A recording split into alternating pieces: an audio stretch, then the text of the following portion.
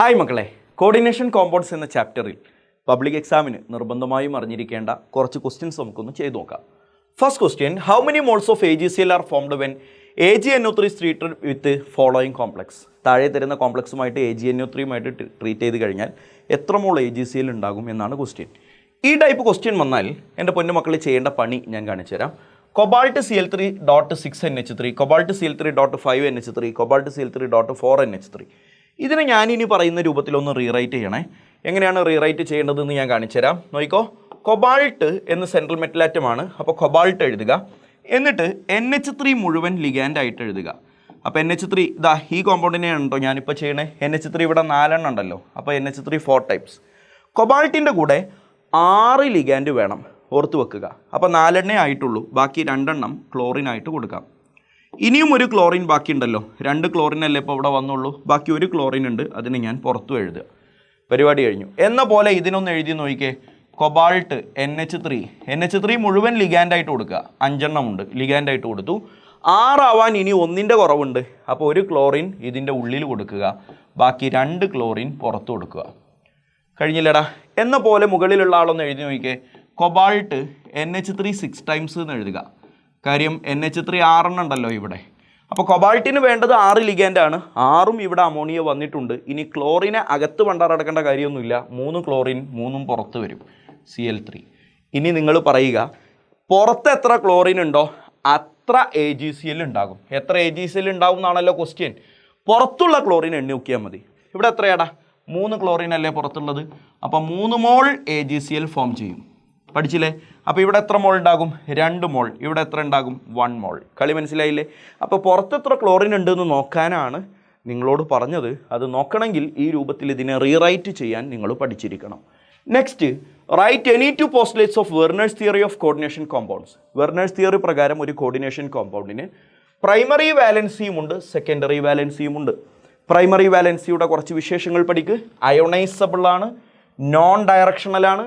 Primary valency തന്നു കഴിഞ്ഞാൽ നമുക്ക് അയാളുടെ ഓക്സിഡേഷൻ സ്റ്റേറ്റ് കാണാം. പ്രൈമറി വാലൻസി സാറ്റിസ്ഫൈ ചെയ്യുന്നത് നെഗറ്റീവ്ലി ചാർജ്ഡ് അയോൺസ് ആണ്. ഇത്രയും കാര്യങ്ങൾ ഓർത്തു വെക്കുക. സെക്കൻഡറി വാലൻസി ആണെങ്കിൽ ഇതിൻ്റെ നേരെ ഓപ്പോസിറ്റ്. അത് അയണൈസബിൾ, ഇത് നോൺ അയണൈസബിൾ. അത് നോൺ ഡയറക്ഷണൽ, ഇയാൾ ഡയറക്ഷണൽ. പഠിച്ചോ? ഓക്സിഡേഷൻ സ്റ്റേറ്റിനെ കുറിച്ച് പ്രൈമറി വാലൻസി ധാരണ തരുമ്പോൾ കോർഡിനേഷൻ നമ്പറിനെ കുറിച്ചാണ് സെക്കൻഡറി വാലൻസി ധാരണ തരിക. പ്രൈമറി വാലൻസി ഉണ്ടാക്കുന്നത് നെഗറ്റീവ്ലി ചാർജ്ഡ് അയോൺസ് ആണെങ്കിൽ സെക്കൻഡറി വാലൻസി ഉണ്ടാക്കുന്നത് നെഗറ്റീവ്ലി ചാർജ്ഡ് അയോൺസ് ആവാം, അല്ലെങ്കിൽ ന്യൂട്രൽ മോളിക്യൂൾസ് ആവാം. പഠിച്ചല്ലോ? ഈ ഡിഫറൻസ് ഒന്ന് വീഡിയോ പോസ് ചെയ്തിട്ട് ഒന്ന് സ്ക്രീൻഷോട്ട് എടുത്ത് വെക്കുക. ഫൈനൽ മൊമെൻറ്റിൽ പോലും വെർണേഴ്സ് തിയറിയുടെ പ്രൈമറി വാലൻസി സെക്കൻഡറി വാലൻസി തമ്മിലുള്ള ഡിഫറൻസ് നിങ്ങൾക്കറിയാം എന്നൊന്ന് ഓർത്തു വെക്കുക. ഹോമോലെപ്റ്റിക് ആൻഡ് ഹെറ്ററോലെപ്റ്റിക് കോംപ്ലക്സ്. എടാ, കൊബാൾട്ട് NH3 6 ടൈംസ് 3+ എന്ന് പറയുന്നത് ഹോമോലെപ്റ്റിക് കോംപ്ലക്സ് ആണ്. Cobalt NH3 3 times H2O 3 times 3+ എന്ന് പറയുന്നത് ഹെറ്ററോലെപ്റ്റിക് കോംപ്ലക്സ് ആണ്. എങ്ങനെ മനസ്സിലായി? ഇവിടെ ഒരു ടൈപ്പ് ലിഗാൻഡേ ഉള്ളൂ, ഇവിടെ ഒന്നിലധികം ടൈപ്പ് ലിഗാൻഡുകളുണ്ട്. ഡിഫറെൻറ്റ് ടൈപ്പ് ഓഫ് ലിഗാൻഡുകൾ വന്നാൽ അതിനെ വിളിക്കുന്ന പേരാണ് ഹെറ്ററോലെപ്റ്റിക്. ഓൺലി 1 ടൈപ്പ് ഓഫ് ലിഗാൻഡ് ആണെങ്കിൽ അതിനെ വിളിക്കുന്ന പേരാണ് ഹോമോലെപ്റ്റിക്. സിമ്പിൾ കോൺസെപ്റ്റ് ആണ്, എല്ലാവർക്കും അറിയാവുന്നതാണ്. ജസ്റ്റ് ഒന്ന് റീകോൾ ചെയ്യുക. അടുത്ത ക്വസ്റ്റ്യനിലേക്ക് പോകാം. Which among the following is an ambidentate ligand? Ambidentate ligand ആരാണ് എന്ന് നിങ്ങൾ ഐഡൻറ്റിഫൈ ചെയ്യുക. ആരാണടാ?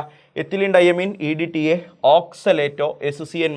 അറിയാം നിങ്ങൾക്ക്, SCN- ആണ് ഇവിടെ ആംബിഡൻറ്റേറ്റ് ലിഗാൻഡ്. ഓർമ്മയില്ലേടാ?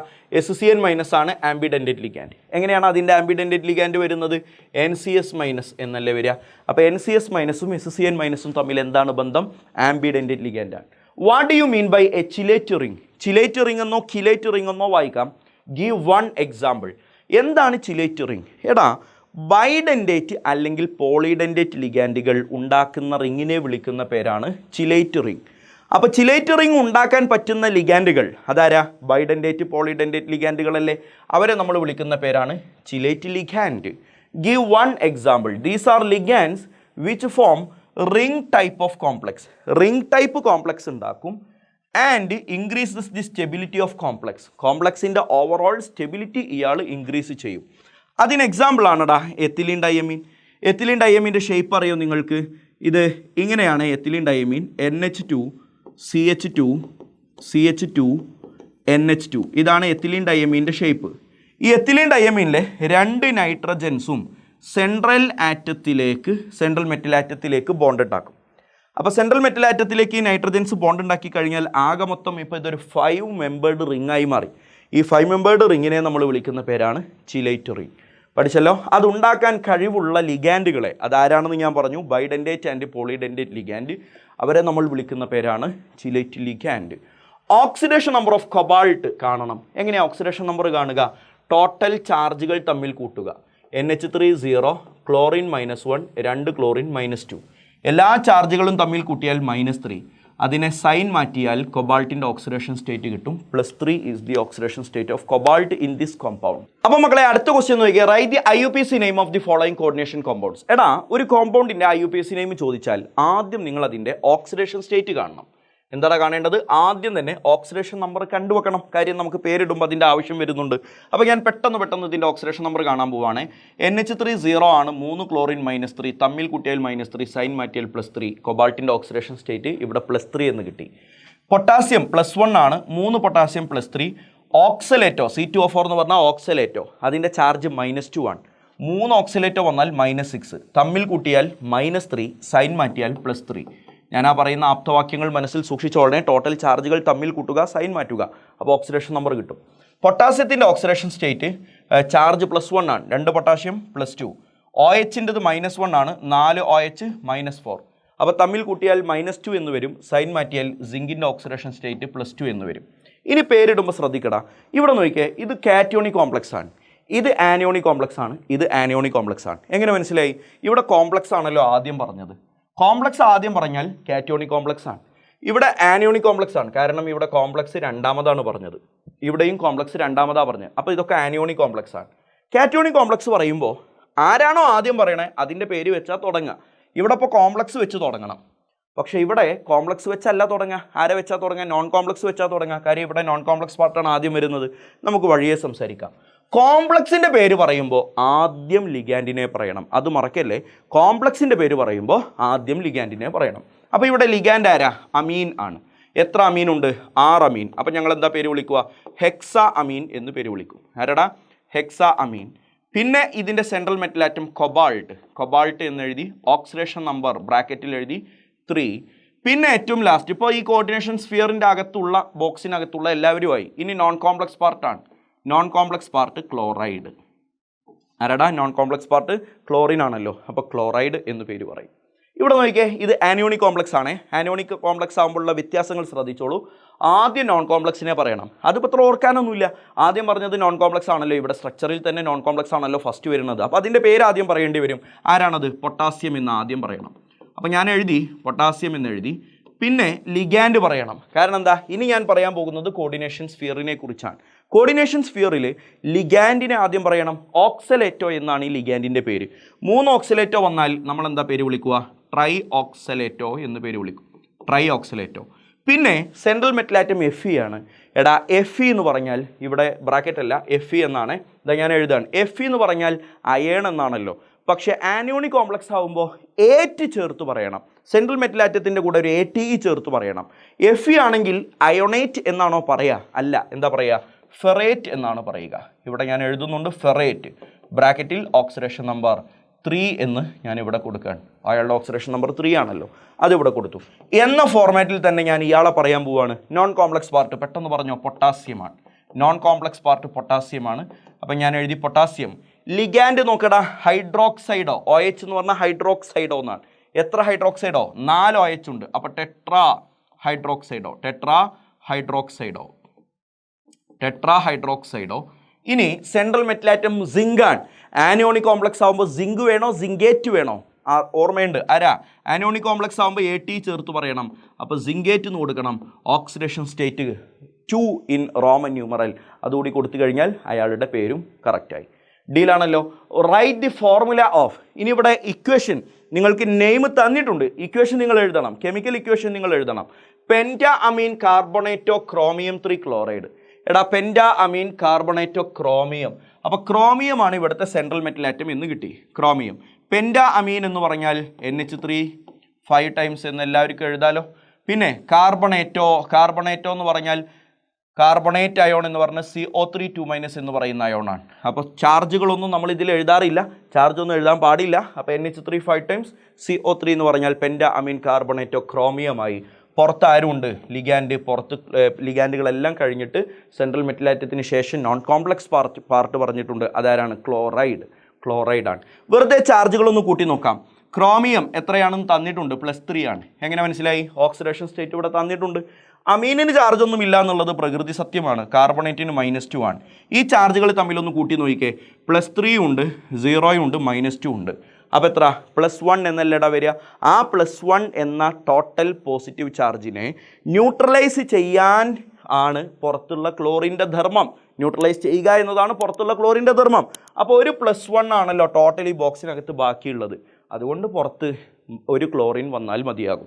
സപ്പോസ് ഈ കോമ്പൗണ്ടിൻ്റെ ഉള്ളിലുള്ള എല്ലാവരുടെയും ചാർജുകൾ തമ്മിൽ കൂട്ടി നോക്കുമ്പോൾ +2 എന്ന് വന്നിരുന്നു എന്ന് വിചാരിക്ക്. അങ്ങനെയാണെങ്കിൽ ഞാനിവിടെ Cl2 എന്നിട്ടേനെ. +3 എന്ന് വന്നിരുന്നു എന്ന് വിചാരിക്ക്. അപ്പോൾ ഞാനിവിടെ Cl3 എന്നിട്ടേനെ. ഇവിടെ +1 ആയതുകൊണ്ടാണ് Cl എന്ന് മാത്രം പറഞ്ഞത്. ടെട്രാ കാർബണൈൽ നിക്കലാണ് അടുത്തത്. ആരടാ? Tetra carbonyl nickel. Very simple, ഭയങ്കര സിമ്പിളാണ്. Tetra carbonyl nickel. അപ്പം നിക്കലാണ് സെൻട്രൽ മെറ്റൽ ആറ്റം. കാർബണൈൽ എന്ന് പറഞ്ഞാൽ CO, carbon monoxide. Tetra carbonyl 4 carbon monoxide.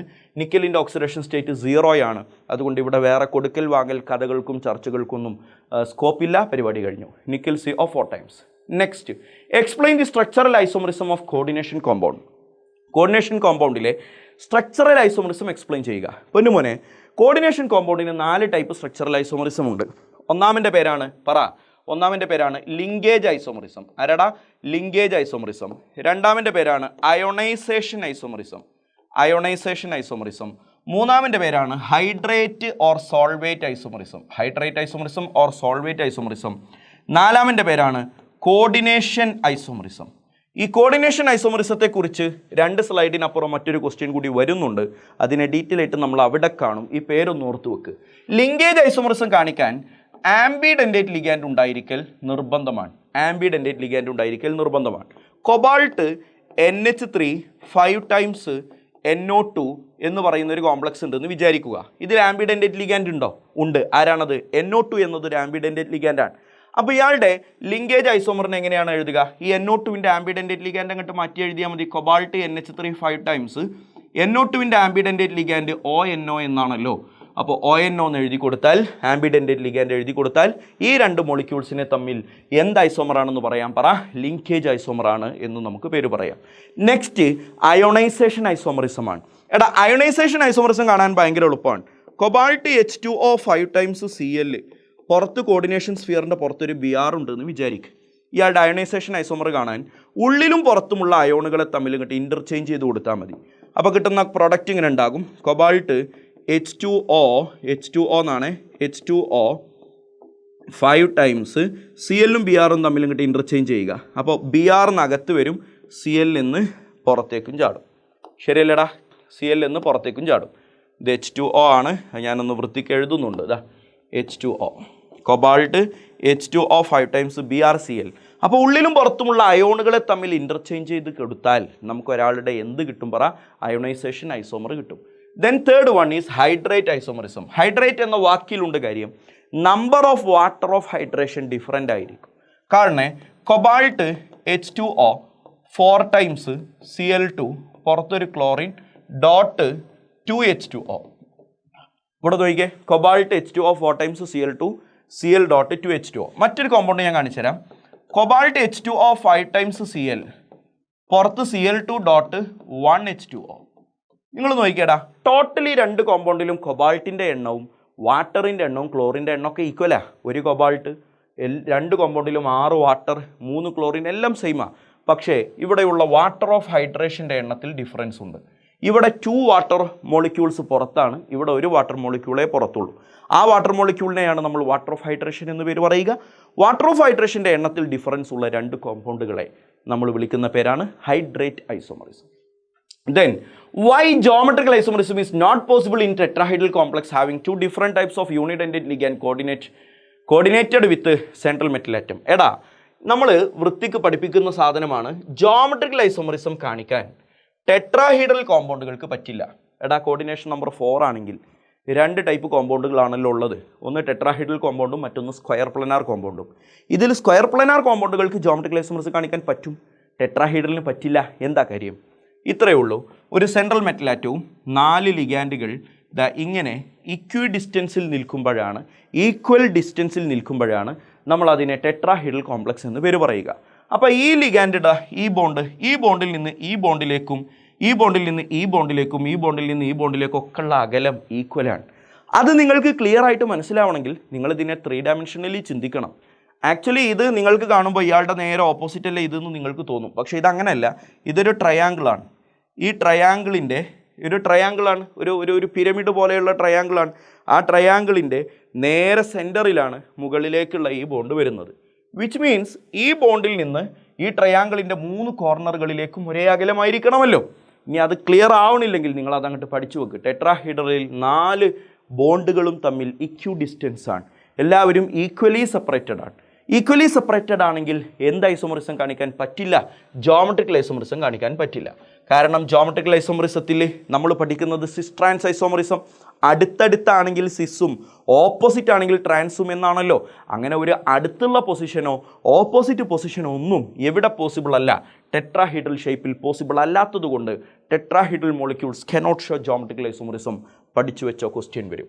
Right the structural formula of coordination compound. ഒരു സ്ട്രക്ചറൽ ഫോർമുല തന്നിട്ടുണ്ട്. ഇയാളുടെ കോർഡിനേഷൻ ഐസോമറിസം നിങ്ങൾ എഴുതണം. ഇതാണ് ഞാൻ നേരത്തെ പറഞ്ഞത്, കോർഡിനേഷൻ ഐസോമറിസം പിന്നീട് വരുന്നുണ്ടെന്ന്.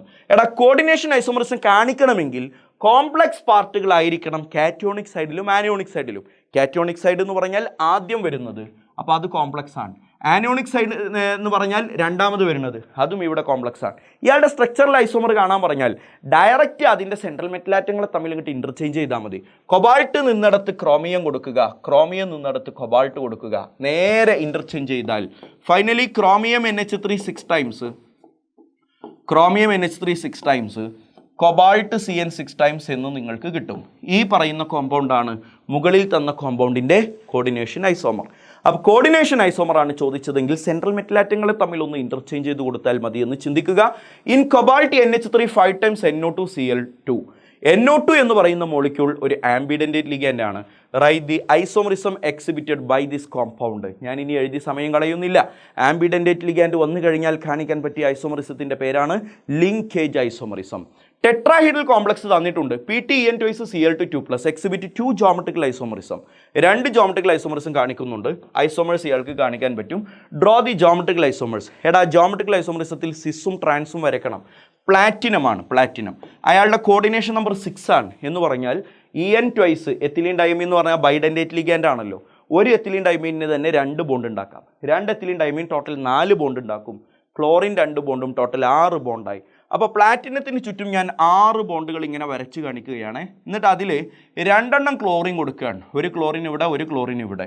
2 എത്തിലീൻ ഡയമീൻ കൊടുക്കുകയാണ്. എത്തിലീൻ ഡയമീൻ കൊടുക്കുമ്പോൾ ശ്രദ്ധിക്കുക, എത്തിലീൻ ഡയമീനിന് തന്നെ ഒരാൾക്ക് തന്നെ 2 ബോണ്ടുകൾ ആവശ്യമുണ്ട്. അപ്പോൾ ഒരാൾ 2 ബോണ്ടുകളുടെ ഇടയിൽ എഴുതിയിട്ട് ഇങ്ങനെ വളച്ച് കാണിക്കലാണ് നമ്മുടെ പതിവ്.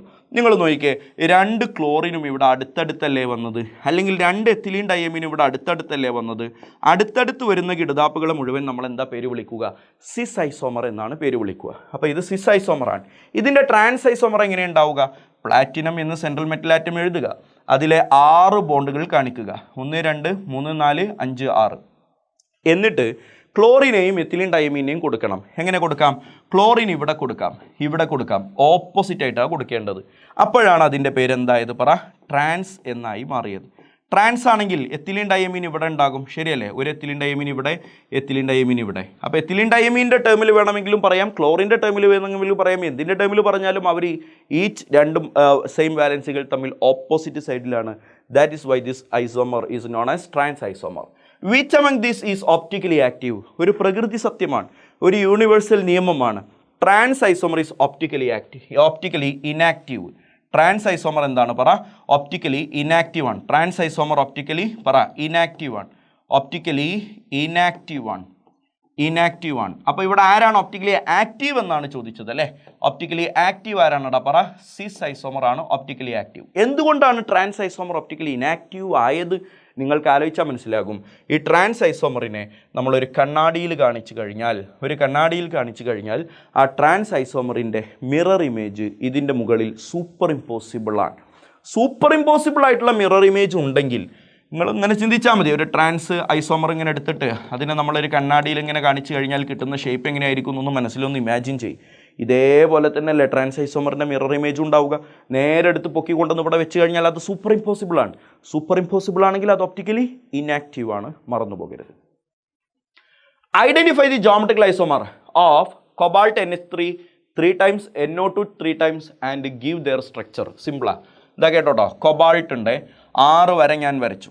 ആ 6 വര വരക്കുമ്പോൾ NH3 എത്ര ഉണ്ട്? 3 എണ്ണം ഉണ്ട് അല്ലേ. അപ്പം ഞാൻ 3 NH3 അടുത്തടുത്ത് കൊടുക്കുകയാണ്. NH3. അപ്പോൾ ബാക്കി ആരാ? NO2 ഞാനിങ്ങനെ വിട്ട് കൊടുക്കുകയാണ്. ഇവിടെ NO2 വിട്ടല്ല, NO2 3 അടുപ്പിച്ച് NH3 3 അടുപ്പിച്ച് ഒരുമിച്ച് NH3 വന്നു, ഒരുമിച്ച് NO2 വന്നു. അപ്പം നമ്മൾ എന്താ പേര് വിളിക്കുക? 3 ആൾക്കാർ ഒരുമിച്ച് വന്നാൽ നമ്മൾ അതിനെ വിളിക്കുന്ന പേരാണ് ഫാക് ഐസോമർ. എന്താടാ പറയുക? ഫാക് ഐസോമർ. ഇതിൻ്റെ നേരെ ഓപ്പോസിറ്റ് ഐസോമറാണ് മെർ ഐസോമർ. എങ്ങനെയാണ് കാണിക്കുക? കൊബാൾട്ട് 6 വര ഞാൻ വരച്ചു, 6 വര. എന്നിട്ട് എങ്ങനെയാണ് ചിത്രം കൊടുക്കണേ ശ്രദ്ധിച്ചോ. NH3 ഇവിടെ NH3 ഇവിടെ NH3. അപ്പം എങ്ങനെയാണ് മെർ ഐസോമർ കാണിക്കുക? മെർ എന്നാണ് ഈ ഐസോമറിൻ്റെ പേര്. എങ്ങനെയാണ് മെർ ഐസോമർ കാണിക്കുക? ഫാക് ഐസോമർ എന്ന് പറഞ്ഞാൽ 3 ആളുകളും ഒരുമിച്ച് അടുത്തടുത്ത് വരലാണ്. മെർ ഐസോമർ എന്ന് പറഞ്ഞാൽ 2 എണ്ണം അടുത്ത് വരും, പക്ഷെ ഒരെണ്ണം നേരെ ഓപ്പോസിറ്റ് വരും.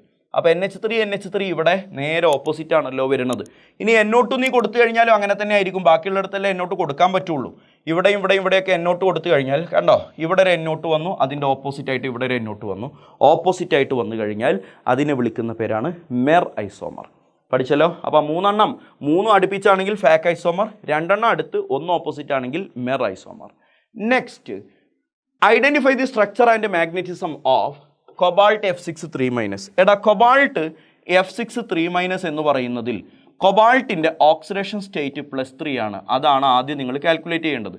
ഫ്ലൂറിൻ -6 ആണല്ലോ, സൈൻ മാറ്റിയാൽ +6 എന്ന് വരും. ആ +6ൻ്റെ കൂടെ കോംപ്ലക്സിൻ്റെ ചാർജ് ആയിട്ടുള്ള -3 കൂട്ടിക്കഴിഞ്ഞാൽ ഫൈനലി കിട്ടുന്നത് +3 ആണ്. അപ്പോൾ കൊബാൾട്ട് 3+ എന്നാണ് കിട്ടുക. കൊബാൾട്ട് 3+ എന്ന് പറഞ്ഞാൽ 3Dയിൽ എത്ര ഇലക്ട്രോണാണ്? കൊബാൾട്ടിൻ്റെ അറ്റോമിക് നമ്പർ 27 ആണല്ലോ. അപ്പോൾ നിങ്ങൾ ഇങ്ങനെ കണ്ടാൽ മതി, 2ഉം 7ഉം തമ്മിൽ കൂട്ടിയാൽ 9. 9ൽ നിന്ന് ഈ ചാർജ് അതെത്രയാ? 3 മൈനസ് ചെയ്താൽ ബാക്കി 6. 3D6 എന്നാണ് കൊബാൾട്ട് 3+ലുള്ള ഇലക്ട്രോണുകളുടെ എണ്ണം.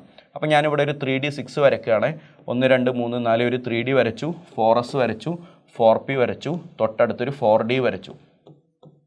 3D ഉണ്ട്, 4s ഉണ്ട്, 4p ഉണ്ട്, 4D ഉണ്ട്. ശരിയല്ലേ? ഇനി ഇവിടെയൊക്കെ ഇലക്ട്രോൺസ് കൊടുക്കുകയാണ്. ഇതാ നോക്കിക്കോ, 3D6 ആണ്. അപ്പോൾ 6 ഇലക്ട്രോൺ കൊടുക്കണം. 1 2 3 4 5 6. ശരിയല്ലേടാ? 6 ഇലക്ട്രോൺസ് കൊടുത്തു. നിന്നോട് ചോദിച്ചത് എന്താ? സ്ട്രക്ചറാണ്. സ്ട്രക്ചർ എന്ന് പറഞ്ഞാൽ എന്താ? കോർഡിനേഷൻ നമ്പർ 6 ആണെങ്കിൽ സ്ട്രക്ചറിനെ കുറിച്ച് കൂടുതൽ കഥ പറയാനൊന്നുമില്ല.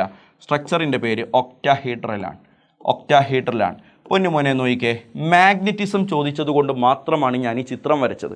Either this can be paramagnetic or it can be diamagnetic. നിങ്ങൾക്ക് മനസ്സിലാക്കാം, ഇതിൽ 4 അൺപെയ്ഡ് ഇലക്ട്രോണുകളുണ്ട്. 4 അൺപെയ്ഡ് ഇലക്ട്രോൺ ഉള്ളത് കൊണ്ട് ഈ പറയുന്ന കോമ്പൗണ്ട് പാരാമാഗ്നറ്റിക് ആണ് എന്ന് മറക്കാതിരിക്കുക.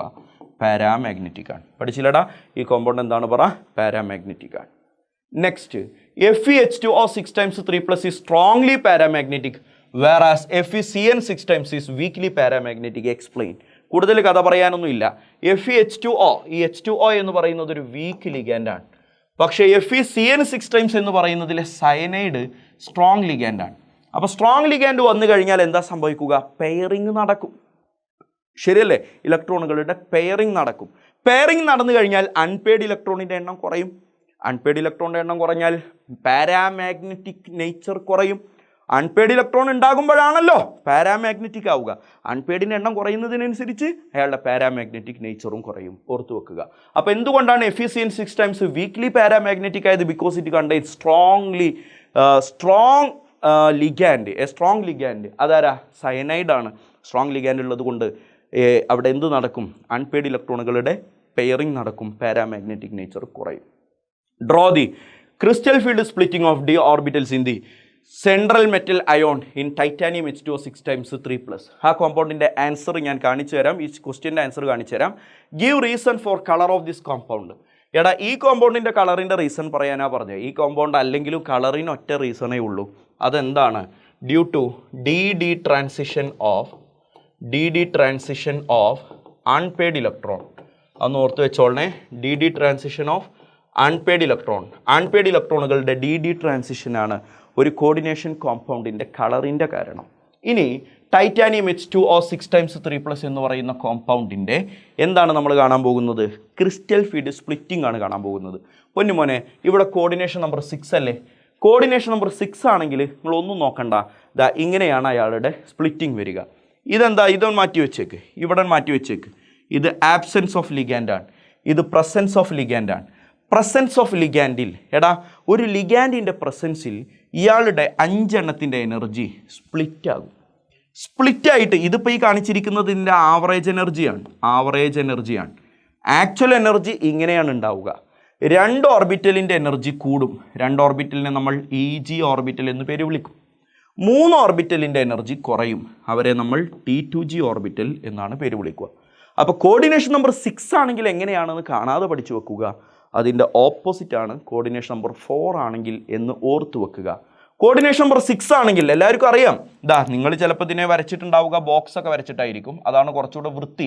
4 ബോക്സ് ഇങ്ങനെ വരച്ചിട്ട് 2 ബോക്സിൻ്റെ എനർജി കൂടുകയും 3 ബോക്സിൻ്റെ എനർജി കുറയുകയും ചെയ്യുമെന്ന് നിങ്ങൾക്ക് പറയാനറിയാം. ഇത് T2G ഓർബിറ്റലാണ്, ഇത് EG ഓർബിറ്റലാണ്. ഇഫ് ദി കോർഡിനേഷൻ നമ്പർ 6, ഇവിടെ തന്നിരിക്കുന്ന കോമ്പൗണ്ട് ടൈറ്റാനിയം H2O6 ടൈംസ് ആണല്ലോ. ഇവിടെ കോർഡിനേഷൻ നമ്പർ 6 ആണ്. അപ്പോൾ ഇതാണ് ചിത്രം. കോർഡിനേഷൻ നമ്പർ 6 ആണെങ്കിൽ ഇതാണ് ചിത്രം. കോർഡിനേഷൻ നമ്പർ 4 ആണെങ്കിൽ ഇതിൻ്റെ നേരെ ഓപ്പോസിറ്റ്, അതായത് 3 എണ്ണത്തിൻ്റെ എനർജി കൂടുകയും 2 എണ്ണത്തിൻ്റെ എനർജി കുറയുകയും ചെയ്യും. അപ്പോൾ കോർഡിനേഷൻ കോമ്പൗണ്ട് എന്ന ചാപ്റ്ററുമായി ബന്ധപ്പെട്ട് പഠിച്ചിരിക്കേണ്ട, ഇമ്പോർട്ടൻ്റ് ആയിട്ട് പഠിച്ചിരിക്കേണ്ട ക്വസ്റ്റ്യൻസ് എല്ലാം നമ്മൾ ഇതിൽ ഡിസ്കസ് ചെയ്തിട്ടുണ്ട്. നിങ്ങൾ വൺസ് ഏതെങ്കിലും മനസ്സിലായിട്ടില്ലെങ്കിൽ ആ ഒരു ഏരിയ ഒന്നുകൂടെ എടുത്തു നോക്കുക എന്നുള്ളത് വളരെ കൃത്യമായിട്ട് നിങ്ങൾക്ക് പഠിക്കാൻ അതിന് സഹായകരമാകും. നല്ലൊരു സൊല്യൂഷനാണ്. പരീക്ഷ ഉഷാറാക്കുക. അടുത്ത വീഡിയോയിൽ കാണാം. Thank you.